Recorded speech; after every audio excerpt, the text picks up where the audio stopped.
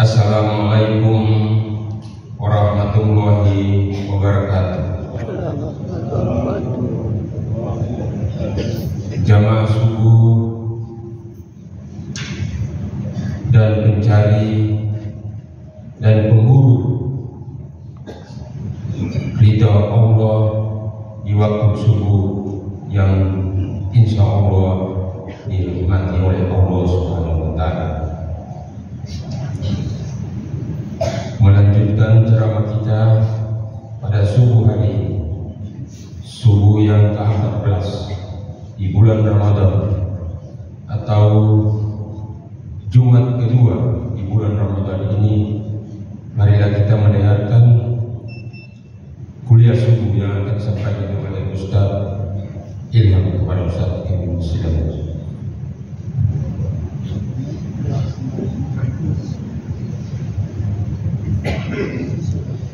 Assalamualaikum warahmatullahi wabarakatuh. Alhamdulillahil mujibid da'wah al-qail fi muhkamil ayatil bayyinat wa likulli wijhatin huwa walliha fastabiqul khairat. Assalatu wassalamu ala sayyidis sadat wa ala alihi wa ashabihi dzil fadli wal karamah, amma ba'du. Qala Allah Ta'ala fi al-Qur'an al-Karim, a'udzu billahi minasy syaithanir rajim, bismillahir rahmanir rahim. Inna Allaha la yughayyiru ma biqaumin hatta yughayyiru ma bi anfusihim. Wa qala aydan ya ayyuhalladzina amanu qu anfusakum wa ahlikum nara wa quduha an-nas wal hijarah 'alayha malaikatun ghiladun shidadun la ya'suna Allaha ma amarahum wa yaf'aluna ma yu'marun. Shadaqallahul 'azim. Jamaah subuh yang dimuliakan Allah, Ramadan diharapkan akan dapat perubahan dalam perilaku, perubahan dalam hidup yang dibingkai dengan ketenangan dalam menjalankan ibadah kepada Allah Subhanahu wa Ta'ala. Salah satu yang menyebabkan ketenangan di hadapan Allah, jika di lingkungan kita ada hal-hal yang bisa kita atasi sendiri.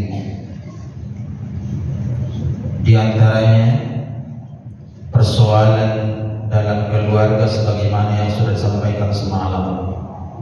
Tadi malam tips untuk mewujudkan keluarga dari tempahan Ramadan adalah sikap jujur dan penuh dengan kesantunan dalam menghadapi berbagai persoalan dalam rumah tangga. Kali ini, dalam subuh ini, mari kita sama-sama menjadikan tips yang kedua, yakni saling memaafkan dan saling peduli terhadap keluarga kita. Kalau kita peduli dengan keluarga, insya Allah selama Ramadan tidak ada saling membiarkan, tidak ada hanya diri sendiri yang dipentingkan. Ketika makan sahur, tidak ada yang saling membiarkan, biar saja dia lewat nanti imsak baru dibangunkan. Ketika tiba waktu subuh, tidak membiarkan dia tertidur.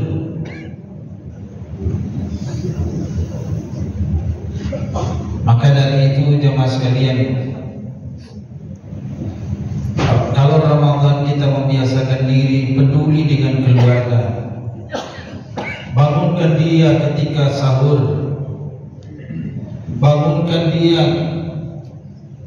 ketika ketika mendekati imsak, kalau dia kecapean, kalaupun tiba waktu sholat subuh, ajaklah dia ke masjid, ajaklah dia sholat, ingatkan dia untuk menunaikan kewajibannya. Kalaupun ada hal-hal yang perlu diingatkan, misalnya kalau dia sudah berumah tangga, Anda sudah mandi wajib tidak? Ini kepedulian dalam Ramadan yang perlu kita ciptakan kalau kita ingin mendapatkan keluarga yang harmonis. Hal ini sudah dicontohkan oleh Nabi Allah Muhammad sallallahu alaihi wasallam fi ashr al-awakhir min Ramadan. 10 terakhir Ramadan, Nabi membangunkan keluarganya, qiyamul lail, tidak membiarkan keluarganya lalai dalam ibadah. Hadirin jamaah subuh yang dimuliakan Allah wal hadirat, yang tidak uzur melakukan amalan-amalan Ramadan, insya Allah akan tercipta satu suasana yang terus berkelanjutan di luar Ramadan. Karena kita tertidur, kita biarkan dia tertidur terus hingga melewati waktu sholat, diibaratkan seperti rumah yang terbakar. Menyelamatkan diri sendiri berarti kita egois, kita biarkan mereka terbakar, kita sendiri yang ingin selamat. Itu api dunia, api neraka. Seakan seperti begitu nanti jamaah sekalian, bahkan lebih. Kita biarkan mereka masuk neraka, kita ingin masuk surga, tapi kita akan ditanya oleh Allah Subhanahu wa taala, di mana peduli? Itulah gubernur kita selalu menekankan, meskipun hanya diajak begitu saja untuk sholat berjamaah di masjid, mau datang atau tidak, jalankan dakwah, ajak saja, mari sholat, kita sholat. Asal ajakan yang bil hikmah wal mau'izah. Mengatakan, kata bijak, sholatlah Anda sampai tua, jangan menunggu tua baru datang sholat berjamaah.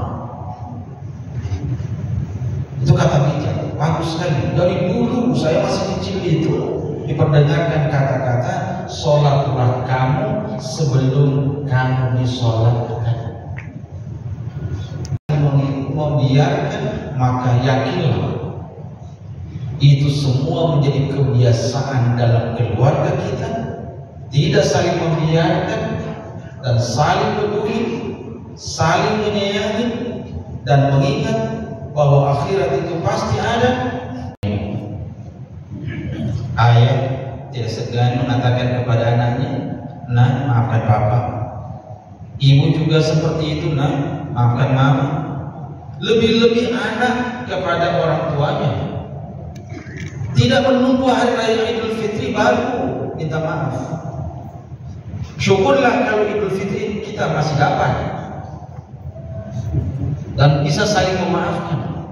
Tetapi kalau tidak, maka lewat Ramadan setiap saat dan setiap 5 waktu kita bentuk keluarga kita dengan membiasakan diri setelah sholat fardu saling memaafkan satu dan yang lainnya. Hadirin wal hadirat sekalian, itulah dikatakan oleh Allah dalam Al-Quran, wal afina 'anil nas, memaafkan sesama manusia. Ayah tidak segan-segan bermusafah dengan istri dan anaknya, apalagi anaknya. Dihilangkan kebiasaan takut untuk mencium tangan, diletakkan di hidung, namanya mencium. dan itu dihirup dengan mudah bisa. Kita punya anak-anak sekarang dapat salamnya lain, ditempel di TV, ditempel di jidat, kayak cincin. Kenapa tidak? Makanya kalau kita dibiasakan 3 kali cium di hati, atas telapak tangannya, dicium di dalam, 1 kali lagi dicium. Oh, kan enaknya. Anak yang cewek yang cowok dengan mamanya bapaknya cinta. Mama, maafkan saya. Kalau itu tercipta, Pak. Wah, itulah saya katakan tadi malam itu. Waj'alna lil muttaqina imama. Disinilah keluarga menjadi contoh, menjadi imam dari orang-orang